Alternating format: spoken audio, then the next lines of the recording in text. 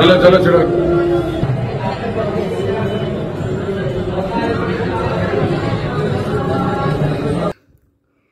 महाप्रभु श्री जगन्नाथ होउछन्ती भक्तर ठाकुर। सारा जगत तांकरी निर्देश रे परिचालित हेउछि। सेतिपई प्रतिदिन राज्य तथा राज्य बाहरु हजार हजार भक्त श्रीमंदिर को महाप्रभु दर्शन सहित स्वानद लाभ पाई आसती। किए निज परिवार मंगल कामना करुछि तो आउ किए जगतर मंगल कामना करुछि।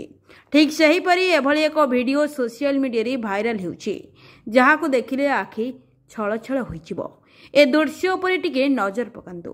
असुस्थ पुओ केमिति सुस्थ हेबो से नै पुओ को महाप्रभुଙ୍କ पाखକୁ आनिछन्ती तांकर बापा। कोଳରେ धरिथिबा असुस्थ पुओ को कालियारी सिंहद्वार ठारे समर्पी देउछन्ती।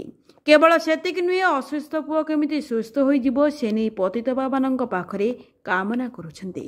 कथारे अछि विश्वास बेले भगवान। तेणु सेही भावना नै एही व्यक्ति जनक निज पुओर सुस्थता पही महाप्रभुଙ୍କ निकटरे शरण पशिचन्ती। Bureau report, Odisha digital news.